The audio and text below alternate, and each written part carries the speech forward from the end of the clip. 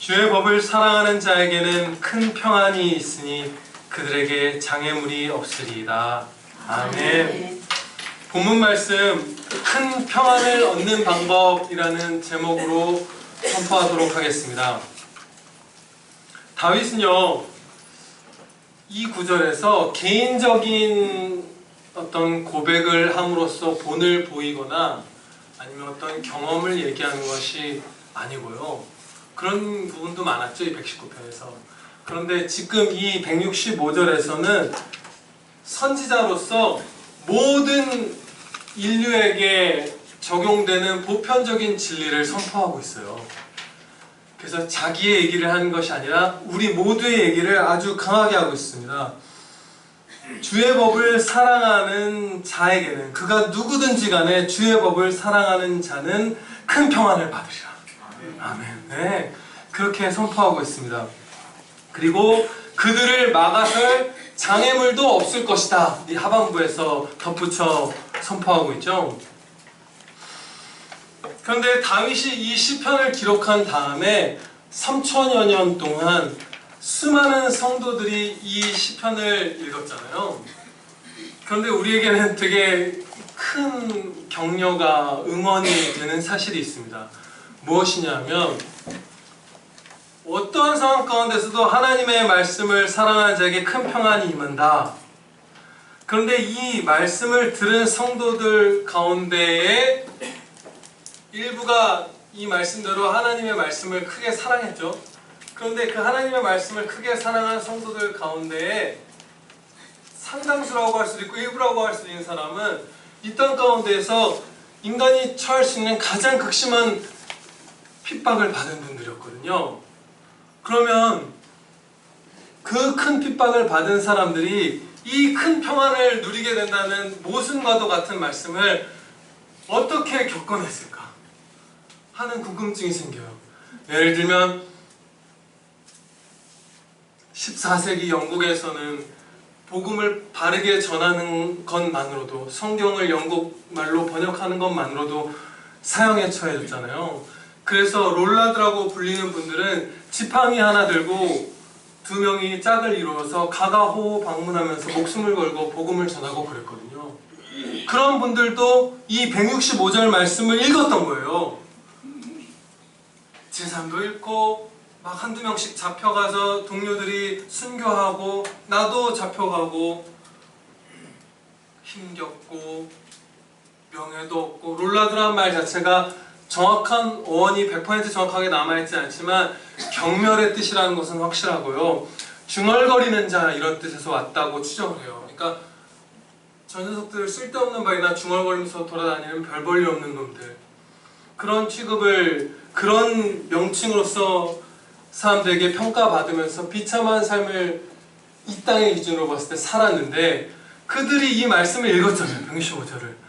하나님의 말씀을 사랑하는 너희는 큰 평안을 얻고 장애물이 없을 거야. 그러면 굉장히 육신의 눈으로 봤을 땐 모순되잖아요. 그런 성도들이 많았어요. 그러니까 우리에게 응원이 된다고 말씀드린 이유는 우리의 상황에서는 이 말씀을, 그분들의 그 겪어낸 것을 볼 때 정말 쉽게 누릴 수 있습니다. 은혜의 때예요. 근데 이 165절에 대해서 칼빈 선생님이 1553년 6월 25일에 설교한 내용이 남아있어요. 근데 여러분 아시다시피 칼빈 선생님도 엄청난 환난을 겪으신 분이고, 이 1553년이라 하면 칼빈이 죽기 11년 전인데, 그때 이미 그가 겪었던 고난이 나라를 잃었고, 자기에게 날아오는 칼날을 펴서 도망쳐서 목숨을 겨우 부지한 일도 있었고, 계속되는 모함과 거대한 그 대적들의 공격이 있었고, 자녀도 자기보다 먼저 죽었고, 정말 사랑했던 아내도 9년 만에 사별했고, 이 모든 일들을 다 겪은 상태가 1553년이었어요. 그런데 그때 주의 법을 사랑하는 자에게는 큰 평안이 있고 장애물도 없다라는 말씀을 설교한 거예요. 게다가 이 평안이라는 단어가 우리가 일반적으로 대한민국 국민으로서의 우리가 생각할 때 평안은 되게 의미가 작습니다. 그러니까 큰 탈 없이 그냥 좀 괜찮은 상태, 그냥 평안하다 하잖아요. 그래서 제가 그렇게 느껴져서 국어사전을 찾아봤더니 정말 그래요. 걱정이나 탈이 없음, 이게 평안의 정의예요. 그러니까 나쁜 게 없는 정도의 상태, 마이너스가 아니고 0 정도인 상태가 평안으로 우리말에서는 뜻하는 거예요. 플러스가 아닌 거예요. 그런데 성경에서, 이 구약 성경에서 평안이란 샬롬이라는 단어인데, 이 샬롬에는 완전함, 번영, 형통, 온전함, 안전함, 평온함, 평안함, 이 뜻이 다 담겨 있어요. 엄청난 단어예요. 그러니까 네가 진짜 잘 될 거다, 너 행복할 거다, 복될 거다, 그 뜻의 말씀이에요, 이 165절 말씀은. 그런데 그 말씀을 아내도 잃고 자녀도 잃고 나라도 잃고 핍박 가운데 있는 칼빈 선생님은 어떻게 설교했을까 궁금하잖아요. 근데 하나님께서 남겨주셔서 제가 그 내용을 조금 전해드리면요, 칼빈 선생님이 이렇게 얘기해요. 우리의 상태가, 우리 성도들의 처한 상태가 온 세상에서 가장 비참할지라도 하나님 앞에 나아가 모든 염려를 내려놓을 수 있다. 아멘. 그걸 체험한 거예요. 그리고 두 번째로 또 뭐라고 말하냐면, 그런 자녀, 하나님의 말씀을 사랑하는 자, 하나님을 사랑하는 자죠. 이 자녀의 영혼은 마치 시편 91편의 말씀처럼 하나님께서 천사를 보내어 나를 보호하셨구나 라는 느낌을 받게 된다는 거예요. 에? 그 91편 말씀을 제가 봉독하겠습니다. 네가 말하기를 여호와는 나의 피난처시라 하고 지존자를 너의 거처로 삼았으므로. 하나님을 사랑한 거죠. 하나님의 법을 사랑한 거예요. 그러므로 이 165절과 조건이 같은 거예요. 화가 너에게 미치지 못하며 재앙이 너의 장막에 가까이 오지 못하리니 그가 너를 위하여 그의 천사들을 명령하사 너의 모든 길에서 너를 지키게 하심이라. 그들이, 그러니까 천사들이 그들의 손으로 너를 붙들어 발이 돌에 부딪히지 아니하게 하리로다. 아멘. 정말 하나님께서 주님의 천사들을 우리에게 그 군대로 보내서 우리를 보호하셨구나, 나를 보호하셨구나 라는 것을 느꼈어요, 칼빈 선생님과 이 동료들은. 그래서 이 제네바 신학교, 칼빈 선생님이 계셨던 제네바 신학교의 졸업생들이 스위스에서 프랑스로 건너와서 몇 달을 못 살고 순교할 때마다 계속 갔어요. 1기 졸업생이 죽어도 2기가 하고, 2기가 죽어도 1기, 2기를 죽인 사람들을 영원히 살리기 위해서 3기 졸업생들이 갔어요. 장애물이 없었던 거예요, 이분들에게. 큰 평안을 가지고 전진할 수 있었던 거예요. 그래서 우리는 우리의 믿음의 선배들의 이 허다한 증거들을 보면서 이 165절 말씀을 정말 마음껏 누릴 수 있습니다. 네. 우리도 이 하나님께서 천사들을 보내서 나를 보호하시는구나 하는 큰 평안을 우리 모두가 누렸으면 너무나 좋겠는데요. 만약에 이 165절 말씀이 주의 법을 완전히 지키는 자에게는 큰 평안이 있으리라 하신 말씀이었으면 우리는 다 절망했을 거예요. 그렇죠? 닿을 수 없는 꿈처럼 큰 평안을 이렇게 슬프게 봤을 거예요. 그런데 완전히 지키는 자가 아니라 사랑하는 자예요. 그래서 우리에게 다 가능성이 열려 있습니다. 여기서 사랑한다는 건 요즘 왜곡된 복음을 전하는 사람들이 말하듯이 그냥 너는 순종 못하니까 안 해도 돼, 너는 성화하지 않아도 돼, 예수님만 바라봐, 그분이 다 해주셨어 너 대신, 이런 것이 아니죠.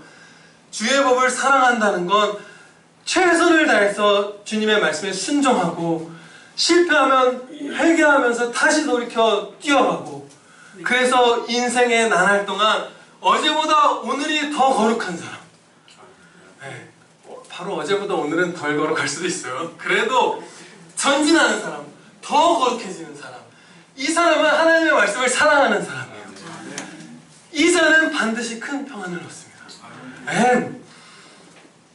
완전하지 못해도 힘써 충성하는 자녀에게 평안을 주시고 장애물이 없다 약속하신 것입니다. 그러면 이제 남은 시간 동안 순종하는 자녀에게 주시는 큰 평안의 구체적인 열매들 세 가지를 살펴볼게요. 무한하죠, 사실은. 이 큰 평안을 이라는 이 포도송이를 이루고 있는 열매들의 가지수나 깊이나 풍성함은 무한하다고 할 수 있는데, 그 가운데 세 가지만 오늘 45분 이내로 살펴볼 것이고요. 그것으로도 우리의 영혼은 다 배불러서 돌아가리라 믿고 기도드립니다. 네. 첫째로요, 주님의 말씀을 사랑하며 순종하는 자녀에게는 하나님께서 무엇을 주시냐면 자신에게 주어진 임무를 다함으로써 얻는 큰 만족을 주십니다. 아멘. 네. 이 만족감은 예수님께서 누리셨던 거죠. 나의 양식은 나를 보내신 분의 뜻을 온전히 행하고 이루는 것이다. 그것이 나의 만족이다. 에너지다. 잔치다. 한 것과 같은 거예요. 그런데 불신자분들이나 아니면 주님의 법을 크게 사랑하지 않는 상태에 있는 안타까운 성도분들이나 세상에서 자신의 임무를 행하면서 일정 수준의 보람이나 만족은 없잖아요. 불신자분들도 보람을 느끼잖아요. 만족을 하고 믿음이 약해져 있는 성도도 만족을 느끼잖아요. 그런데 주의 법을 사랑하는 자가 느끼는 임무 완성의 만족은 그것과 차원이 달라요. 훨씬 큰 것입니다.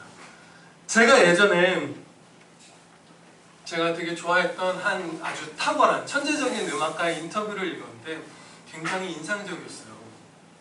그분이 지금 제가 어저께 인터넷을 뒤져보니까 한 10여 년을 90년대부터 2000년대 초반까지 아주 왕성하고 치열하게 성실히 크게 활동했던 분이에요. 그런데 이분이 어느 날 인터뷰를 하는데 이런 얘기를 해요. 아무리 음악을 열심히 하고 잘하고 아버지도 음악가에서 대를 이어서 음악을 했음에도 불구하고 이 많은 것을 쏟았는데 업적도 있는데 여기가 참 만족이 없다는 것을 토로하더라고요. 내가 허망하다, 만족이 없다라고 하면서 뭐라고 표현했냐면 제가 진짜 신기할 만큼 그게 각인이 되는 것 같아요. 읽은 지 한 18년은 된 글인 것 같은데 내가 음악을 하는 건지 음악이 나를 하는 건지 모르겠어요. 내 만족을 얻으려고 내가 음악을 하는데 음악에 사로잡혀서 사는데 만족은 없고 얘가 나를 쥐고 흔드는 것처럼 난 피곤하기만 해요. 그런데 그 고백은 모든 세상 사람들에게서 찾을 수 있어요. 한 가지 예일 뿐이에요. 그런데 주님의 말씀을 사랑해서 순종하는 사람이 얻는 그 임무 완성의 만족은 하나님께서 보증해 주시는 것으로서 우리는 이런 깨달음을 얻습니다. 이것으로 됐다. 아멘. 다 했다. 그쵸? 허망함이 없어요. 그 만족은. 속이는 게 없어요. 이게 마땅한 반응인 것이 인간이 창조된 돌이 그러나 잃었죠. 창조된 돌이 하나님의 뜻을 행하는 거잖아요. 영광 돌리는 거. 잃었어요. 그런데 다시 그리스도의 보혈, 십자가 보혈로 구원받아 교회된 자들에게 다시 한번 기회를 주신 거거든요. 하나님의 영광을 위해서 말씀대로 살 기회를. 그것을 행하면서 얻는 만족감은 완전합니다. 네. 두 번째로 살펴볼 평안의 열매는요, 하나님의 말씀대로 살 때 죄책감과 그로 말미암는 혹은 그로 말미암다는 표현을 써도 되겠네요. 죄책감과 그 안에서의 근심과 수치를 느끼지 않는다는 거예요. 죄책감과 근심과 수치에서 자유케 돼요. 그것은 앞에 시편 119편 앞쪽에서도 한번 다시 고백했던 바, 선포했던 바죠. 그런데 제가 어느 신경정신과 의사분의 인터뷰를 읽었는데 예전에도 한번 여러분에게 말씀드린 적이 있는데 자신을 찾아오는, 그게 약간 보편적으로 적용했어요. 그러니까 정신과를 찾아오는 환자의, 미국 의사분이었는데 정신과를 찾아오는 환자의 80%는 죄책감 때문에 온다. 이루 말할 수 없는 그 죄책감, 죄의 무게에 짓눌려서 불신자분들도 정신과 상담을 받는 게 80%라는 거예요. 그만큼 무겁고 우리를 짓눌러요. 그런데 하나님의 말씀을 사랑하는 자는 바꿔서 표현하면 늘 담대합니다. 네, 죄책감과 근심과 염려와 수치에 휘둘리지 않고 짓눌리지 않고 담대할 수 있어요. 요한일서 3장 21절 22절에서 말씀합니다. 사랑하는 자들아, 만일 우리 마음이 우리를 책망할 것이 없으면 하나님 앞에서 담대함을 얻고 무엇이든지 구하는 바를 그에게 받나니 이는 우리가 그의 계명들을 지키고 그 앞에서 기뻐하시는 것을 행함이라. 아멘. 주님의 법을 지키는 자들은 하나님 앞에서 담대함을 얻는다고 사도가 말한 거예요. 하나님 앞에서 담대하다는 건, 사람들 앞에서 담대하다는 건 기본으로 깔고 가는 것이죠. 만왕의 왕 앞에서 담대할 때 우리가 사람 앞에서도 담대하죠. 그런데 우리는 종종 안타깝게 불필요한 염려, 불필요한 부끄러움, 불필요한 죄책감에 짓눌려서 신음하죠. 사람들의 평가나 사람들의 시선이나 사람들의 말이나 심지어 그런 의도를 갖지 않고 좋은 의도로 나를 보는데 내가 오늘 뭐가 묻었나? 내가 뭘 잘못했나? 라고 할 만큼 고개를 크게 끄덕이는 자매님들이 계세요. 그렇게 우리가 막 연약한 우리의 마음이 불필요한 아픔을 막 겪는단 말이에요. 그런데 하나님의 법을 사랑하는 자는 거기서 완전히 해방되는데요. 어떻게 해방되는 것이냐 하면요, 뭐 여러 가지 작용을 하나님께서 주시는데 우리는 그거 한 가지만을 기억합시다. 하나님의 말씀대로 행했는가 아닌가, 이것만이 우리를 판단할 유일한 기준입니다. 아멘. 절대적 기준이에요. 어느 나라의 법과 어느 나라 어느 시대의 문화와 통념과 상식 위에 하나님의 말씀이 계십니다. 그래서 내가 하나님의 말씀대로 행하고 있으면 세상 모든 60억 인구가 나를 잘못하고 있다고 정죄해도 나는 괜찮습니다. 네, 그 사실만 붙드시면 돼요. 그러나 이 말씀이, 제가 드린 이 말이 안하무인격으로 살아가자는 말은 결코 아니죠. 세상 그 통념을 다 무시하고 살아가자는 게 아니라 결코 아니죠. 왜냐하면 하나님의 법대로 살아가는 자는 어떤 사회에서나 최고로 선한 최고의 이웃이 될 수밖에 없기 때문이에요. 그건 기본으로 갖고 가는 거예요. 그 안에서 우리는 내가 하나님의 말씀을 지키고 있으면 그 누구의 판단에도 영향받지 않습니다. 네. 제 이제 주변에 계신 분들이 목회자분들이니까 목회자분들의 예를 하나 들 텐데요. 여러분들에게 그대로 적용하실 수 있는 것이니까 나누는 게 아주 좋을 것 같아요. 가정에 아주 적은 시간만을 할애할 수 있는 그 목회자분들이 제 주변에 있었고, 또 어떤 분들은 가정에 아주 적은 물질만을 공급할 수 있는 분들이 계셨어요. 그래서 가족들 대부분 이제 부교육자분들이니까 자녀도 어리고 사모님들도 출산 겨우 하고 임신하고 애기 어린이집 보낼랑 말랑 막 이런 때고, 그런데 가정에 시간적으로 부족하거나 물질적으로 부족하기 때문에 가정으로서 죄책감과 미안함과 위축됨과 이런 것들을 느끼는 분들이 있죠. 반대로 아내인 사모님의 입장에서나 자녀들의 입장에서 그런 아버지를 원망하는 경우도 많죠. 정말 슬픈 얘기들 우리가 가끔 듣잖아요. 그런데 이와 같은 상황에서 남편과, 목사님인 남편과 사모인 아내와 자녀들이 오직 주님의 법만 사랑해서 이겨낸 사례가 있어요. 예전에도 한번 말씀드렸던 사례인데 그것을 조금 다른 관점에서 오늘 살펴볼게요. 미국의 그 아주 신실한 목사님인 존 파이퍼 목사님, 그분의 아버지도 복음 전도자였거든요. 그래서 미국을 순회하면서 전도하는 분이었는데, 여러분 들으신 분들도 있겠지만 일주일에 단 하루밖에 집에 못 돌아왔대요. 월요일만. 그런데 제가 알기로 그 존 파이퍼 목사님이 형제가 한 서너 명 이상 되는 걸로 알아요.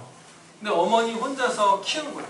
이 존 파이퍼 목사님이 46년생이니까 얼마나 가난했을 때예요. 미국이라는 나라라고 해봤자 가난할 때잖아요.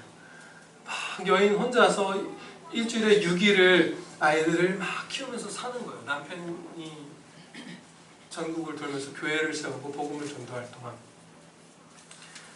그런데 존 파이퍼 목사님이 어린 시절을 떠올리면서 말하기를 어머니가 진짜 고생 많이 했대요.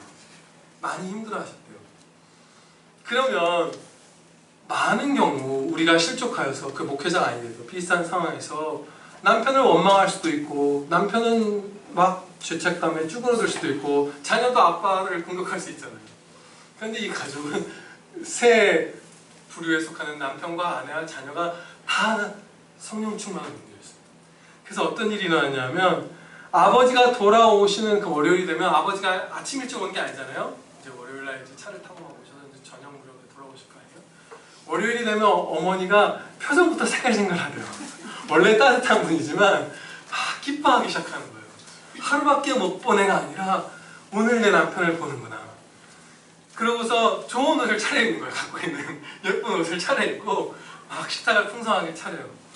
그러고 나서 저녁 식사에 이제 일주일에 한 끼 아버지랑 식사를 같이 하는 거예요. 그러면 그 자리에 앉아서 일주일 동안 미국을 돌면서 전도해서 영혼을 구원하고 새롭게 교회를 세우면서 하나님의 말씀대로 살아갔던 아버지가 주님 안에서 승리한 그 체험들을 가족들에게 얘기해 줄 때 그것이 어떤 영웅감이나 어떠한 세상의 행복하고 즐거운 이야기들보다 더 감격스럽고 그 저녁 시간이 하나님의 축복으로 받아들인 거예요.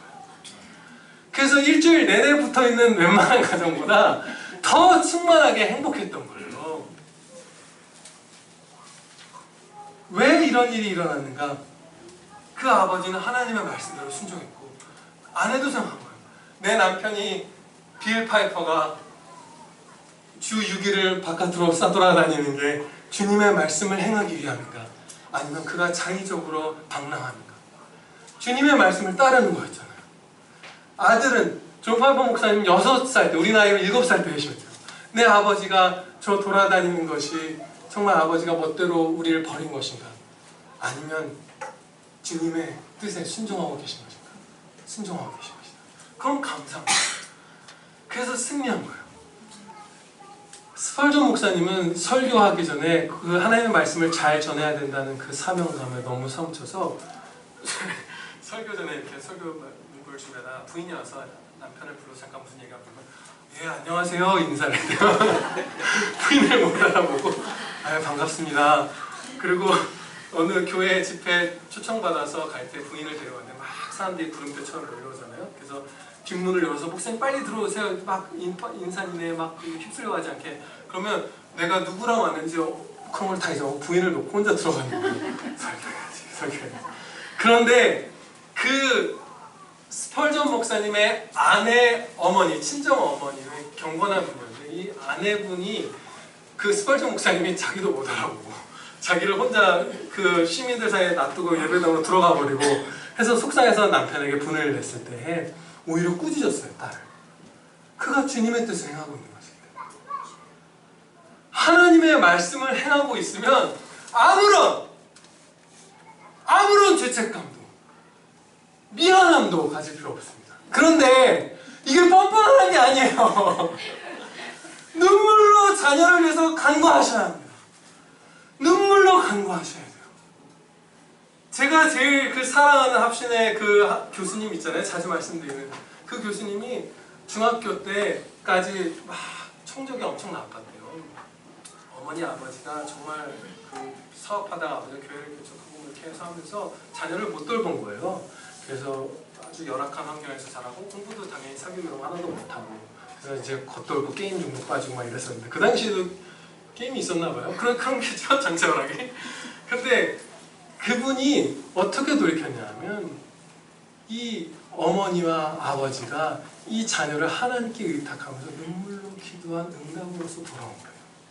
그 사실을 깨달았을 때 주님이 너를 책임져 주시라 믿는다는 어머니의 그 눈물 어린 고백을 듣고 내가 공부해야 되겠다는 거예요. 무슨 말씀이냐면 미안해할 필요도 없어요. 하나님의 말씀대로 사는다. 위축될 필요 없어요. 죄책감에 사로잡힐 필요도 없어요. 그런데 눈물로 사랑해야 합니다. 그건 완전한 거예요. 그래서 하나님의 말씀대로 사랑하는 자는 이 모든 수치와 정신과의 80%를 차지하는 그 짓눌리는 고통에서 해방되고 담대함을 얻습니다. 세 번째 우리가 살펴볼 큰 평안의 구체적인 열매는요, 하나님과의 사랑의 교제를 충만하게 누리게 된다. 주의 법을 사랑하는 자는 하나님과 정말 밀접한 사랑을 이 땅에서도 막 나누게 돼요. 알콩달콩 그 뜨거운 열렬한 사랑을 나누게 되는 거예요. 주님의 법은, 사실 주님의 법을 사랑한다는 것은 하나님을 사랑한다는 것과 같은 의미죠. 왜냐하면 하나님의 말씀은 주 여호와를 마음과 뜻과 영혼과 힘을 다하여 사랑하라 명하시고, 결국 주의 법을 사랑한다는 건 하나님을 사랑하라는 말씀을 사랑해서 지키는 거예요. 그러니까 하나님을 사랑하는 것과 동의어라고 할 수 있고요.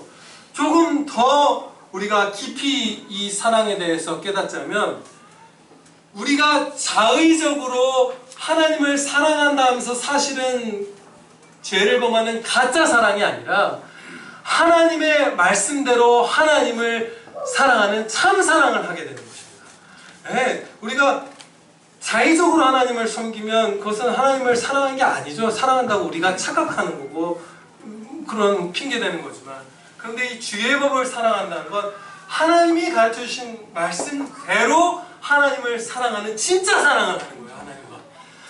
그런데 이 교제를 충만히 누린다는 게 얼마나 큰 은혜냐면요, 정말 그야말로 큰 평안, 강력한 진을 친 평안이에요.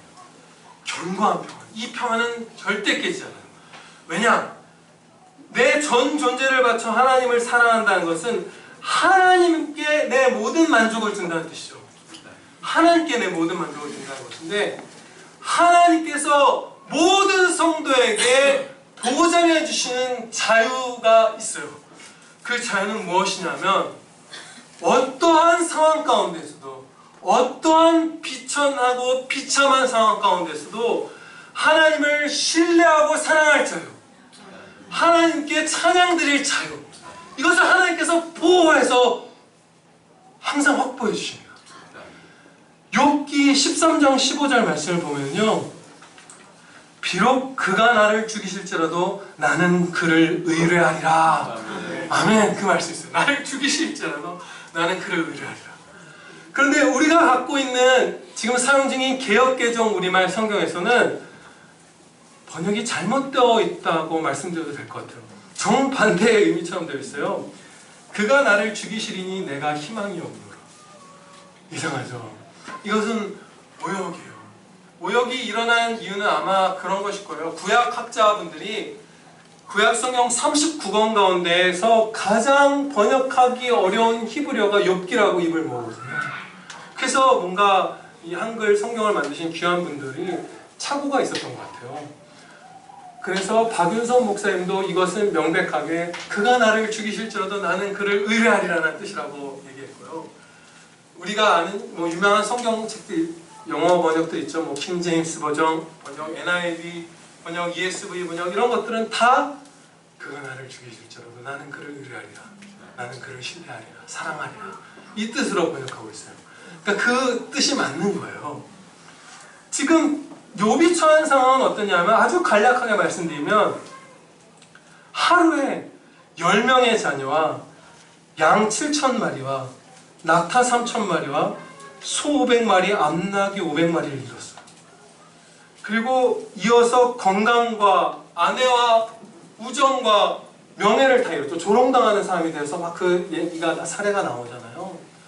그런데 그가 남은 것은 목숨 단 하나였는데, 그 목숨을 가져가실지라도 나는 하나님께 나를 의탁하리라. 아멘. 나는 하나님을 신뢰할 거고, 나는 하나님을 사랑할 거고, 하나님 나한테 선한 걸 주시는 나를 사랑하시는 내 아버지야. 이 고백을, 이 사랑을 품을 자유를 하나님께서 보장해 주셨던 거예요.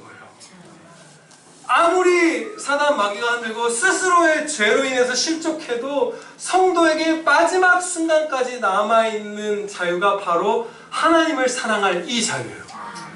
그럼 이게 왜 중요한가? 다시 한번 반복해서 복습을 하면, 주의 율법을 사랑하는 자는 주님께 모든 만족을 두는 자잖아요. 하나님께로부터 모든 만족을 얻는 자잖아요. 그런데 그 하나님을 사랑할 자유는 항상 있는 거예요. 그럼 항상 만족할 수 있다는 뜻입니다. 그래서 강력한 평안이 오는 거예요. 주의 법을 사랑하는 자에게. 에스라 선지자는요, 나라가 망하고 성전이 무너져서 신앙이 망하고 포로로 이스라엘 백성들이 다 잡혀갔다가 이제 어떤 몇몇 사람들이 귀환해서 다시 성전의 기초를 놓기 시작할 때에 성령님의 깨우침을 받아서 어떤 찬양을 드려요. 시편 131편에 나왔던 찬양을 아마 드렸던 걸로, 같은 구절로 제가 기억을 하는데요. 이 사실을 깨달은 거예요. 우리의 육안으로 보기에는 혹시 에스라도 그 마음에 빠졌을 수도 있어요. 한동안에. 아, 나라가 망했구나. 신앙도 종교도 교회도 다 망했구나. 성전에서 그들은 예배를 드렸어야 했잖아요. 예루살렘. 그게 사라져버린 거잖아요. 그리고 우리가 포로로 잡혀간 사이에 가축들은 흩어지고 밭은 황폐해지고 집에는 거미줄이 쓰고 무너져 내리고, 진짜 우리는 철저하게 다 망했구나. 그리고 돌아와서 성전을 완성했을 때가 아니라 그 포로에서 풀려난 아무것도 영적으로나 육신적으로나 가진 게 없는, 사실은 가진 게 없어 보이는 거예요. 그가 돌아와서 성전 기초를 놓으려 할 때 성령님께서 에스라에게 깨달음을 주셨습니다. 뭘 깨달음을 주셨냐면, 에스라가 이렇게 찬양해요. 주는 지극히 선하심으로 그의 인자하심이 이스라엘에게 영원하시도다. 아멘. 여기서 인자하심이 영원하시도다 이렇게 번역하고 있는 이 인자하심이라는 단어는요, 히브리어 헤세드라는 단어예요. 인자하심이라는 우리말로 아까 샬롬이 그랬던 것처럼, 평안이 그랬던 것처럼, 인자하심이라는 한 단어로 담기에는 너무 큰 단어예요. 헤세드. 그래서 킹제임스 버전에서는 이 구약 성경에 250번가량 사용된 이 헤세드, 하나님이 그의 백성을 사랑하시는 이 방식, 그 사랑을 27가지 단어로 번역했어요. 헤세드라는 한 단어를 영어 단어로 어떻게 표현할까, 이 큰 사랑을 표현할까 하면서 27단어로 했고요. 한 단어로 표현한 성경도 있어요. 우리나라 말 성경은 여러 가지 단어로 했어요. 인애, 인자 뭐 이런 식으로 번역을 했거든요. 근데 한 단어로 번역한 RSV 성경, 이런 성경에서는 변함없는 꾸준한 사랑, 하나님의 신실한 사랑, 이렇게 헤세드를 계속 번역하고 있어요. 그러니까 무슨 말씀이냐면, 이스라엘 백성들이 지극한 표현보다 지독한 배은망덕에 빠져서 하나님의 징계를 입어 나라도 잃고 성전도 잃고 재산도 잃고 모든 것을 다 잃어서 이제 하나님과 우리와의 사랑은 단절됐다라고 느낄 수밖에 없을 만한, 혹은 느껴야 마땅할 정도로 배은망덕한 상태에 있는 하나님의 백성일지라도, 그때에도 하나님께서는 영원한 성실하심으로 그의 백성을 사랑하고 계신다는 것입니다. 그걸 깨닫는 거예요. 지금 우리가 사랑받고 있구나. 황폐해야 된 그 황무지에 성전 돌 하나를 쌓을 때 우리가 그것으로 찬양 드리며 완전한 만족을 누릴 수 있는 이유가 있구나. 하나님이 지금도 나와 우리를 사랑하시는구나. 그것을 깨닫는 거예요.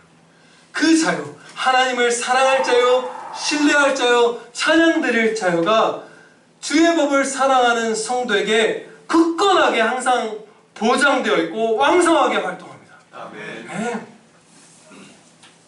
기도드리시겠습니다. 거룩하신 하나님 아버지, 주의 법을 사랑하는 자에게 하나님께서 큰 평안을 주심을 감사 찬양드리옵나이다. 아버지 하나님, 저희가 오직 하나님을 사랑하고 섬기는 것으로 만족하는 자들 되게 하여 주시옵소서. 그때에는 음악이 나를 하는 건지 내가 음악을 하는 건지 모르겠다 하는 그 절망 어린 그 절규도 우리에게서 사라질 것이고 수치와 죄책감과 염려로 우리가 짓눌린 일도 사라질 것이고 우리는 담대할 것이며 보람을 느낄 것이며 하나님의 그 신실한 사랑, 헤세드 사랑을 받아들이며 늘 행복할 것이옵나이다. 주여 영광 받으시오며 감사 찬양 드리오며 예수 그리스도 이름으로 기도하려옵나이다. 아멘.